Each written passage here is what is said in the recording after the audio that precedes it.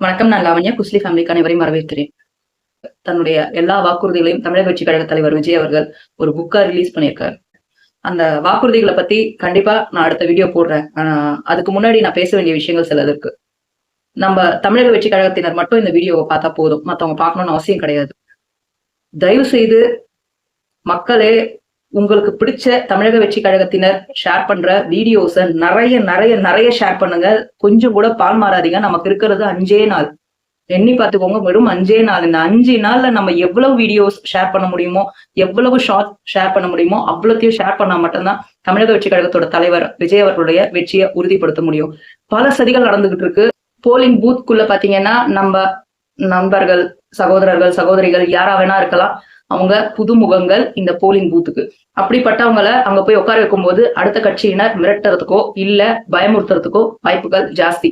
சும்மா ஒரு சவுண்ட் போட்டாலும் பயப்படுற தங்கச்சிமார்கள், தம்பிமார்கள் நம்ம கிட்ட இருக்கலாம். அதனால தயவு செய்து எங்க இருந்தாலும் ஒரு 10 பேர் கூட்டமா இருங்க. காலையில இருந்து சாயங்காலம் வரைக்கும் கண்கொத்தி பாம்பா இந்த விரல்ல மை வைக்கிறதா இருக்கட்டும், ஓட்டிங் போடுறதா இருக்கட்டும், அந்த சவுண்ட் மிஷினையும் தயவு செய்து கண்காணிங்க. முடிஞ்ச அளவுக்கு நீங்க அங்க இருந்து போக வேண்டிய சுச்சுவேஷன் வருது அப்படின்னா உங்களுக்கு யாரையாவது ரீப்ளேஸ்மெண்ட் அங்க போட்டுட்டு போங்க. இன்னொன்னு ரொம்ப ரொம்ப முக்கியமான விஷயம், அங்க பேச தெரியறவரு யாராவது ஒருத்தரை கண்டிப்பா வச்சுக்கோங்க. இது எல்லா பூத்துலயுமே நம்ம ஆளுங்க யாராவது இருக்கணும். ஏன் சொல்றேன்னா, நம்மள ஈஸியா அப்படி தட்டி விட்டு போயிட்டே இருப்பாங்க. தள்ளு, நீங்க புது கட்சி தானே அப்படின்னு சொல்றவங்க பல பேர் இருப்பாங்க. முக்கியமா நம்ம மக்களுக்கு கொண்டு போய் சேர்க்க வேண்டிய விஷயம் என்னன்னா, விசில் மேல இருந்து வராது, கீழே இருந்து வரும். எல்லா மக்களுக்கும் இதை நம்ம தெரியப்படுத்தணும். ஏன்னா புது கட்சின்றதால கீழே தான் கொடுப்பாங்க. அந்த ஓட்டிங் மிஷின்ல பாத்தீங்கன்னா அடியில இருந்து பாத்துட்டே போனீங்கன்னா விசில் இருக்கும், மேல இருந்து பாத்தீங்கன்னா இருக்காது. ஏன்னா மேல எல்லாருமே உதயசூரியன், ரெட்டை இலை இதுதான் இருக்கும். இப்ப அங்கீகரிக்கப்பட்ட கட்சிகள் எல்லாமே ஃபர்ஸ்ட் லிஸ்ட் அவுட் பண்ணிட்டு புது கட்சிகளை கீழே தான் தூக்கி போடுவாங்க. அதனால கீழே இருந்து பாருங்க. விசில் சின்னம் இருந்தா போதும், அடிச்சு விட்டுற சொல்லுங்க. முக்கியமா சவுண்ட் வருதான் செக் பண்ண சொல்லுங்க. போற ஒவ்வொருத்தருக்கும் இன்சிஸ்ட் பண்ணுங்க. அங்க யாரும் தயவு செய்து கேம்பெயின் பண்ணிடாதீங்க. ஏன்னா அது அஃபென்ஸ். அந்த இடத்துல கேம்பெயின் பண்ணக்கூடாது. நீங்க பாக்குற வீடியோஸ் 10 வீடியோ போயிருந்த வீடியோவா இருந்தாலும் உங்களுக்கு பிடிச்சிருக்கு, இன்ஃபர்மேஷன் இருக்குன்னு நினைச்சீங்கன்னா தயவு செய்து அனுப்பிச்சு விட்டுருங்க. ஒரு 10 பேருக்கு ஷேர் பண்ணுங்க லிங்க் போட்டு. இந்த 5 நாள் பண்றதுல ஒரு தவறும் கிடையாது. இதனால உங்க சொத்து ஒன்றும் அழிய போறது கிடையாது. பல பேர் இதை செய்யாம இருக்கீங்கன்றது எனக்கு நல்லாவே தெரியும். ஆனா இந்த ஒரு 5 நாள் கஷ்டப்பட்டு முடிஞ்ச அளவுக்கு கொண்டு போய் சேர்க்க பாருங்க. அதெல்லாம் தயவு செய்து மிஸ் பண்ணிடாதீங்க. எந்த ஒரு தமிழக வெற்றி கழகத்தினர் வீடியோக்களையும் மில்லியன் ஃபாலோவர்ஸ் இருந்தாலும் சரி, 100 ஃபாலோவர்ஸ் இருந்தாலும் சரி, தயவு செய்து இன்ஃபர்மேஷன் உங்களுக்கு பிடிச்சிருக்கு, ஆமா இது இன்ஃபர்மேஷன், இந்த இன்ஃபர்மேஷன் வந்து மக்களுக்கு போய் சேரணும் அப்படின்னு நினைக்கிற விஷயத்த விட்டுறாதீங்க. ஷேர் பண்ணுங்க. 10-20 பேருக்காவது மினிமம் ஷேர் பண்ணி விட்டுருங்க. எனக்கு இன்னொரு பயமும் இருக்கு. நம்ம இந்த தடவை இந்த தலைவரை விட்டுட்டோம் அப்படின்னா ஜென்மத்துக்கும் நமக்கு ஒரு நல்ல தலைவர் கிடைக்கவே மாட்டாங்க. எழுதி வச்சுக்கோங்க. நமக்கு லைஃப்ல இனிமே இன்னொரு தலைவரோ யாரோ இங்க வந்து நமக்காக நிக்க மாட்டாங்க. ஏன்னா நம்ம அவங்களுக்கு கொடுக்குற நம்பிக்கை, நம்ம ஓட் போட்டு ஜெயிக்க வச்சாதான் ஓகே, இவரை மாதிரி இன்னொரு நல்லவரும் நமக்கு வர சான்சஸ் உண்டு. புரிஞ்சுக்கோங்க. இந்த மாதிரி ஒரு தலைவர் நமக்கு கிடைக்கிறாரு, தமிழக வெற்றி கழக தலைவர் அவங்க வந்து இந்த வாட்டி நம்ம ஜெயிக்க வச்சோம் அப்படின்னா நாளைக்கு இவரை பார்த்து இவரை வழிகாட்டியா வச்சு இன்னும் 4 நல்லவங்க வருவாங்க. இவரை நம்ம விட்டுட்டோம் இந்த தடவை அப்படின்னா எந்த ஒரு நல்லவரும் எவ்வளவு பெரிய இதுல இருந்தாலும் அதிகாரத்துல இருந்தாலும் இங்க வந்தா நம்ம தோத்துதான் போன்ற ஒரு முடிவுக்கு வந்துருவாங்க. இதுக்குள்ள வரவே மாட்டாங்க. நம்மள இந்த பழைய கட்சியில இருக்கவங்க பிச்சு தின்னு நம்மளுடைய சொத்துக்களை அபகரிச்சு அவங்க நல்லா கொழுத்து போயிருப்பாங்களே தவிர நம்ம காலத்துக்கும் இப்படியே இதே மட்டத்திலேயே இருந்துகிட்டே இருக்கும். இன்னைக்கு எத்தனை பேர் இதை கவனிச்சிங்கன்னு தெரியல. அந்த வீடியோ, அந்த மேனிஃபெஸ்டோ புக்கு ரிலீஸ் பண்றதுல தலைவரோட முகத்துல ஒரு பொலிவே இல்லைன்றது எத்தனை பேர் பாத்தீங்க? அவர் மனசுல ஏதோ ஒரு வலியை வச்சுக்கிட்டு இருக்காருங்க. அந்த வலி அது அவருடைய பர்சனல் விஷயமா இருக்கலாம், இல்ல இந்த இடத்துல வந்து நிக்கிறோம், இதை எப்படி இன்னும் முன்ன கொண்டு போறதுன்ற கால்குலேஷனா இருக்கலாம். ரொம்ப ரொம்ப முக்கியமான விஷயம் என்னன்னா, அவர் பல வழிகளையும் பல விஷயங்களையும் தனக்குள்ள மறைச்சுக்கிட்டு வெளியே மக்களுக்காக வந்து நிக்கிறாருன்றதுல எந்த ஒரு சந்தேகமும் இல்லை. தயவு செய்து இவரை நம்ம இந்த தடவை ஜெயிக்க வைக்கிறதுக்கு 100% இல்ல 1000% நம்மளுடைய வேலைப்படக்கூடும். ஒரு நல்ல விஷயம், எந்த தலைவருமே செய்யாத ஒரு விஷயம் நம்ம தமிழக வெற்றி கழக தலைவர் விஜய் அவர்கள் செஞ்சிருக்காங்க இந்த கூட்டத்துல.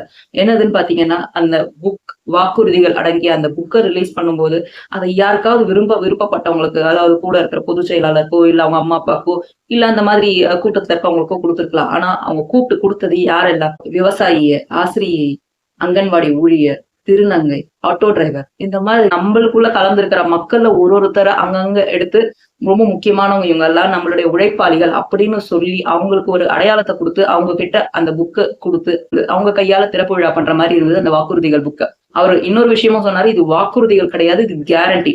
இதை நான் உத்தரவாதம் தரேன் உங்களுக்கு, இது கண்டிப்பா செய்து தரப்படும். அதே போல பாத்தீங்கன்னா மத்த கட்சிகள்ல நீங்க பார்க்கலாம்.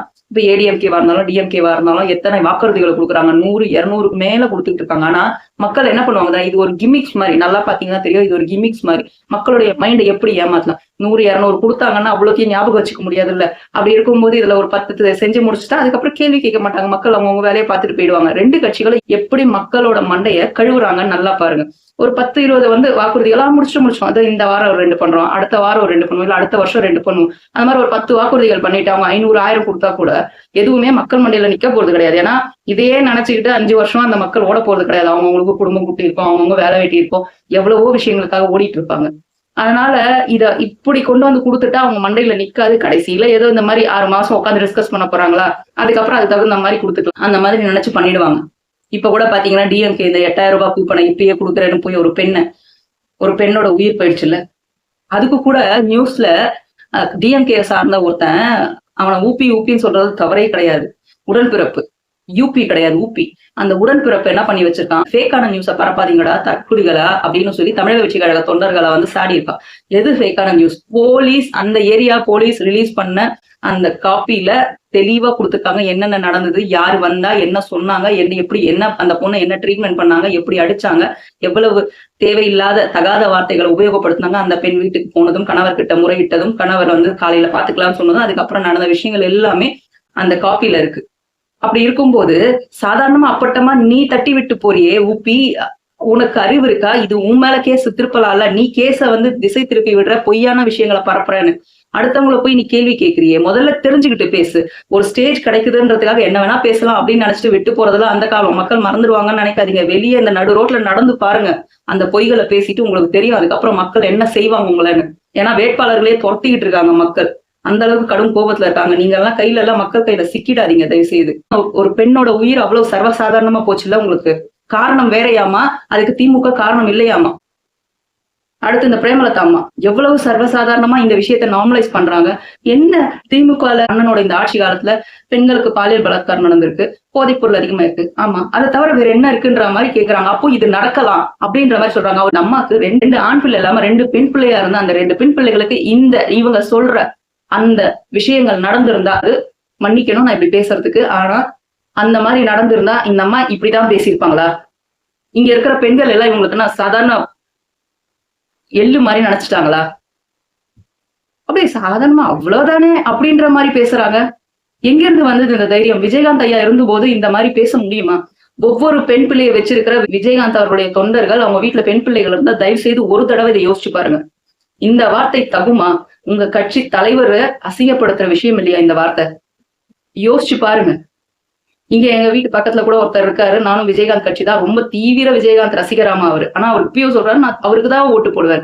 ஒரு தடவை இந்த மாதிரி இருக்கிறவங்க எல்லாம் ஒரு தடவை யோசிச்சு பார்த்தா நம்ம தலைவர் இந்த நேரத்துல இருந்திருந்தா என்ன செஞ்சிருப்பாருன்னு ஒரு நிமிஷம் யோசிச்சு பாருங்க. உங்க ஓட்டு திமுக போகவே போகாது.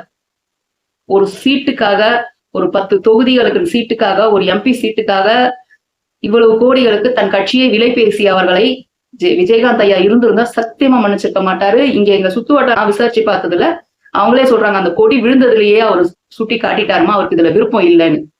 அந்த மாதிரி மக்கள் புரிஞ்சுக்க ஆரம்பிச்சுட்டாங்க இந்த கட்சியை பத்தி. பெண்களை ரொம்ப சர்வசாதாரணமா எடை போட்டுட்டு திமுக இப்படி பேசுறவங்க நாளைக்கு கட்சி ஆட்சிக்கு வந்தா என்ன நடக்கும்? மக்களே தயவு செய்து இவ்வளவு வழிகளை தாங்கிட்டு வர தலைவர் விஜய் அவர்களை கையை விட்டீங்கன்னா இதுக்கப்புறம் நமக்கு நல்ல தலைவர் சத்தியமா கிடைக்க மாட்டாருங்க. எழுதி வேணா வச்சுக்கோங்க. ஒரு விஷயம் சொல்லுவாங்க பெரியவங்க எல்லாம், ஒரு பாவம் பண்ணா அந்த பாவம் 7 தலைமுறைக்கு அடிக்கணும். அந்த மாதிரி நீங்க இப்ப விட்டீங்கன்னா உங்க 7 தலைமுறையும் காலி ஆயிடும். ஏன்னா இவங்க இப்பயே 3 தலைமுறை ஆண்டுட்டாங்க, இன்னும் 3 தலைமுறை வந்துடும் இதுக்கு அடுத்து. யோசிச்சு வாக்களிங்க. வாக்களிப்போம் விசு சின்னத்தில். மேலும் பேசுவோம். நன்றி, வணக்கம்.